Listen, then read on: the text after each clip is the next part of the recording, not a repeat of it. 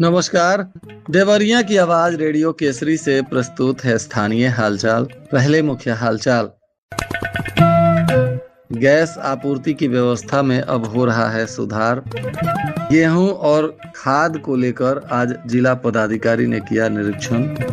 23,000 महिलाओं को बनाया जाएगा लखपति दीदी। पुरुषोत्तम मास पर अब गूंजेगा हर हर महादेव का नारा। मुख्यमंत्री के कार्यक्रम का भी किया गया सीधा प्रसारण आयोजित। स्थानीय हालचाल के इस अंक के साथ मैं अनिकेत मिश्र। अब हालचाल विस्तार से। जिलाधिकारी ने कई तहसील क्षेत्र के गेहूं विक्रय केंद्र और पीपीएफ खाद विक्रय केंद्र का औचक निरीक्षण किया। इस दौरान व्यवस्थाओं का जायजा लिया गया। निरीक्षण के दौरान संबंधित अधिकारियों और कर्मचारियों को गेहूं खरीद की प्रक्रिया पारदर्शी एवं व्यवस्थित ढंग से संचालित किए जाने के निर्देश दिए गए। जिलाधिकारी ने कहा कि सभी गेहूं क्रय केंद्र निर्धारित समय पर खुलें तथा किसानों को सुचारू रूप से खरीद सुनिश्चित करें। उन्होंने निर्देश दिया कि किसानों को गेहूं बिक्री में किसी प्रकार की परेशानी न हो तथा उनकी समस्याओं का प्राथमिकता के आधार पर भी समाधान किया जाए। निरीक्षण के दौरान उसरा बाजार स्थित गेहूं क्रय केंद्र पर जिला पदाधिकारी ने पहुंचकर व्यवस्थाओं का भी गहन निरीक्षण किया। मौके पर कांटे का भी सत्यापन कराया गया। इस दौरान पहले बोरे में गेहूं भरकर वजन कराया गया। उसके बाद खाली बोरे का भी वजन कराया गया। जांच में कांटा सही पाया गया, जिस पर जिलाधिकारी ने संतुष्टि जताई। इसके बाद जिला पदाधिकारी ने परसिया मिश्र स्थित पीसीएफ खाद विक्रय केंद्र का भी निरीक्षण किया। वहां भी खाद की अनलोडिंग होती हुई पाई गई। जिलाधिकारी ने संबंधित अधिकारियों को पर्याप्त मात्रा में खाद उपलब्ध रखने तथा किसानों को समय से खाद वितरण सुनिश्चित करने के निर्देश दिए। जिलाधिकारी ने कहा कि गेहूं क्रय केंद्रों के प्रभारी किसानों के हितों को सर्वोच्च प्राथमिकता दें। किसी भी किसान को गेहूं बेचने में असुविधा न हो, यह हर हाल में सुनिश्चित करें। जिलाधिकारी मधुसूदन हुल्गी ने गैस वितरण कंपनियों के विक्रय अधिकारियों के साथ बैठक कर जनपद में एलपीजी गैस आपूर्ति व्यवस्था की समीक्षा की। इस दौरान बताया गया कि पिछले एक सप्ताह के दौरान गैस वितरण के बैकलॉग में लगातार कमी आई है। विक्रय अधिकारियों ने भरोसा दिलाया कि अगले सप्ताह तक बैकलॉग में और सुधार होगा, क्योंकि जनपद में गैस की आपूर्ति पहले की अपेक्षा बेहतर हुई है। जिलाधिकारी ने अधिकारियों को निर्देशित किया कि वे अपने अपने क्षेत्र में लगातार भ्रमणशील हैं और गैस एजेंसियों एवं आपूर्ति विभाग के साथ समन्वय बनाकर उपभोक्ताओं से संवाद भी बनाए रखें। उन्होंने कहा कि उपभोक्ताओं को किसी भी प्रकार की परेशानी न हो और उनकी शिकायतों का त्वरित समाधान भी सुनिश्चित किया जाए। इधर दूसरी काशी के नाम से मशहूर पौराणिक तीर्थ स्थली श्री दुग्धेश्वर नाथ मंदिर परिसर में पुरुषोत्तम मास के अवसर पर 1 महीने तक मेला लगेगा। हर 3 वर्ष पर 1 महीना अधिक हो जाता है, जिसे पुरुषोत्तम मास कहा जाता है। इसे अधिक मास तथा मलमास भी कहा जाता है। इस बार 17 मई से अधिक मास शुरू होगा, जो 15 जून तक चलेगा। अधिक मास के अवसर पर पौराणिक तीर्थ स्थली श्री दुग्धेश्वर नाथ मंदिर में पूजन अर्चन के लिए स्थानीय और क्षेत्रीय लोगों के अलावा दूर दराज से भी श्रद्धालु भारी संख्या में आते हैं। बहुत ऐसे श्रद्धालु होते हैं जो कल्पवास लेकर भगवान का पूजन अर्चन करने के साथ कथा वार्ता भी सुनते हैं और इसी की तैयारी में प्रशासन भी लग गया है, ताकि पूरी शांतिपूर्ण तरीके से इस मलमास के मेला को संपन्न कराया जा सके और यहाँ भारी संख्या में श्रद्धालुओं के आने पर उनके हर तरीके से स्वागत और सुरक्षा को लेकर भी ख्याल रखा जा सके। इसके लिए पदाधिकारियों और दंडाधिकारियों तथा पुलिस बल की भी तैनाती आसपास के क्षेत्रों में की जाएगी।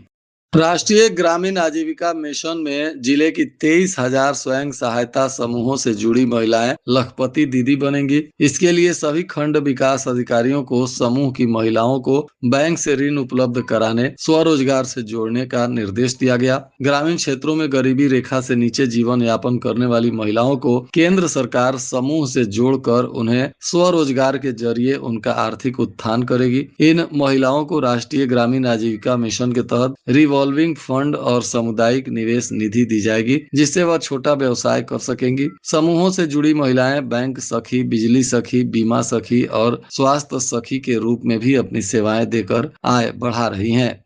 आज मुख्यमंत्री योगी आदित्यनाथ के लखनऊ में हो रहे कार्यक्रम का सीधा प्रसारण जनपद में किया गया। बताया जा रहा है कि इस दौरान कार्यक्रम में मुख्यमंत्री के संबोधन और उनके कार्यक्रम का सीधा प्रसारण उपस्थित अधिकारियों, शिक्षकों और अंशकालिक अनुदेशकों तथा खंड शिक्षा अधिकारियों को दिखाया गया। मुख्यमंत्री के सजीव प्रसारण के उपरांत जनपद स्तरीय कार्यक्रम का भी शुभारंभ हुआ। मुख्य अतिथि जिला पंचायत अध्यक्ष पंडित गिरीश चंद्र तिवारी और जिलाधिकारी मधुसूदन होगी तथा पुलिस अधीक्षक अभिजीत आर शंकर और मुख्य विकास अधिकारी राजेश कुमार सिंह तथा तमाम पदाधिकारीगण मौजूद रहे। मां सरस्वती की प्रतिमा पर माल्यार्पण और पुष्प अर्पित के साथ कार्यक्रम का शुरुआत हुआ। जिला पंचायत अध्यक्ष ने अनुदेशकों को शुभकामनाएं देते हुए शिक्षा के क्षेत्र में उनके योगदान की सराहना की तथा भविष्य में भी इसी समर्पण भाव से कार्य करने की अपेक्षा की। जिलाधिकारी ने कहा कि अंशकालिक अनुदेशक शिक्षा व्यवस्था की महत्वपूर्ण कड़ी हैं। उन्होंने अनुदेशकों से पूरी लगन और निष्ठा के साथ बच्चों को गुणवत्तापूर्ण शिक्षा देने तथा अपने दायित्वों का पूरी जिम्मेदारी से निर्वहन करने की अपेक्षा की। पुलिस अधीक्षक और मुख्य विकास अधिकारी ने भी अनुदेशकों को शुभकामनाएं देते हुए कहा कि वे अपने दायित्वों का तत्परता और समर्पण के साथ निर्वहन करें।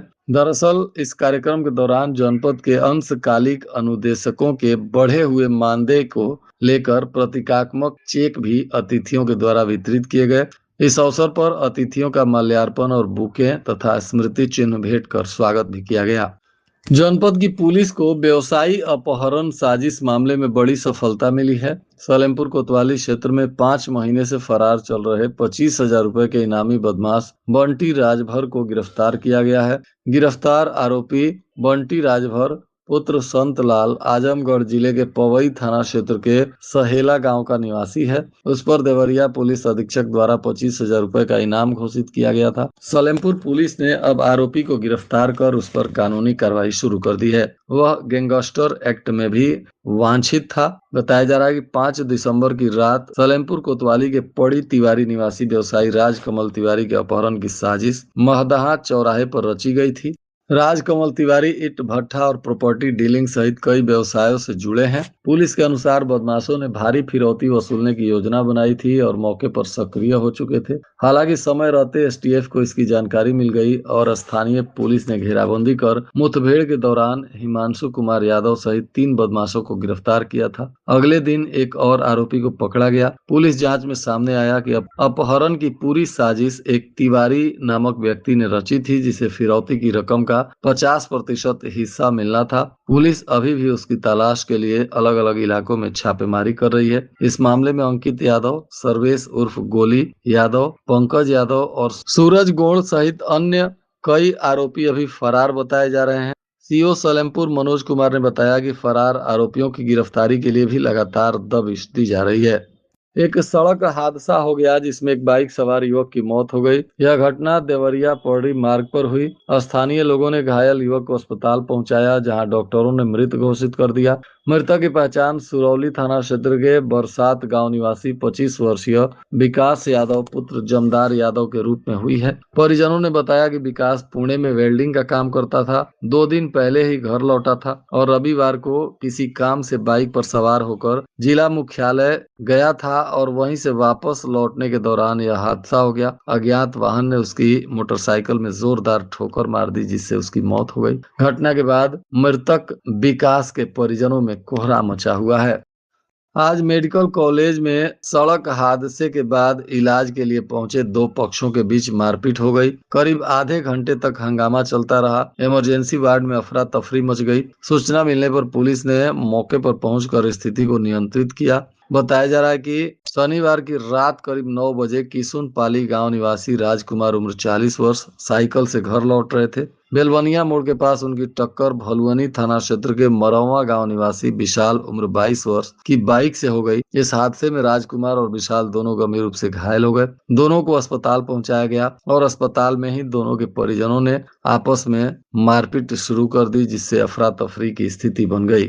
पेट्रोल और डीजल की किल्लत के बीच जिला पंचायत अध्यक्ष गिरीश चंद्र तिवारी ने सरकारी और निजी वाहनों का उपयोग छोड़कर सार्वजनिक परिवहन से यात्रा करने का निर्णय लिया। उन्होंने प्रधानमंत्री और मुख्यमंत्री के आह्वान का जिक्र करते हुए ईंधन से चलने वाले वाहनों का प्रयोग सीमित करने की बात कही। उनके इस कदम से जिले में उनकी सराहना हो रही है। वे ई रिक्शा से ही देवरिया सदर रेलवे स्टेशन पहुंचे और स्टेशन की खिड़की नंबर 3 पर आम यात्रियों की तरह कतार में लगकर अपना टिकट खरीदा और इसके बाद वे काठगोदाम हावड़ा एक्सप्रेस ट्रेन में सवार होकर भाटपारानी के लिए रवाना हुए।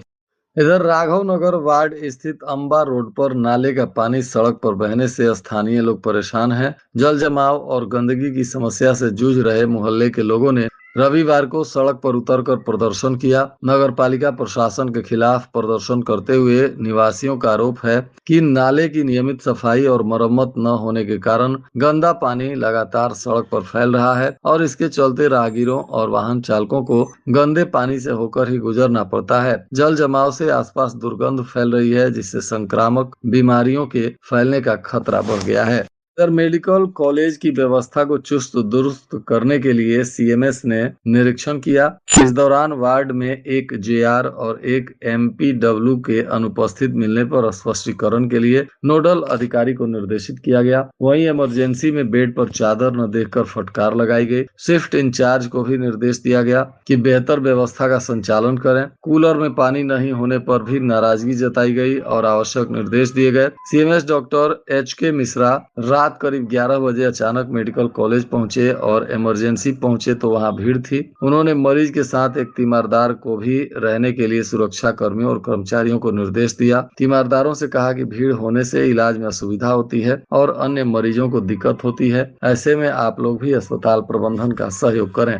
साइबर ठगी के मामले में लगातार लोगों की परेशानी बढ़ रही है। हाल ही में साइबर ठगों ने शेयर मार्केट में निवेश कर मोटी कमाई का लालच देकर एक महिला समेत 2 लोगों से करीब 12 लाख रुपए ठग लिए। पीड़ितों की शिकायत पर साइबर थाने की पुलिस ने मुकदमा दर्ज कर अब जांच शुरू किया है। पुलिस ने जल्द ही आरोपियों की पहचान कर उन्हें गिरफ्तार करने का दावा भी किया है। और आज के मौसम का तापमान देवरिया में न्यूनतम 27 डिग्री सेल्सियस और अधिकतम 38 डिग्री सेल्सियस रहने की संभावना है। अंत में मुख्य हालचाल एक बार फिर। गैस आपूर्ति की व्यवस्था में अब हो रहा है सुधार। गेहूं और खाद को लेकर आज जिला पदाधिकारी ने किया निरीक्षण। 23,000 महिलाओं को बनाया जाएगा लखपति दीदी। पुरुषोत्तम मास पर अब गूंजेगा हर हर महादेव का नारा। मुख्यमंत्री के कार्यक्रम का भी किया गया सीधा प्रसारण आयोजित। इसके साथ ही रेडियो केसरी से प्रसारित स्थानीय हालचाल का यह अंक समाप्त हुआ। नमस्कार।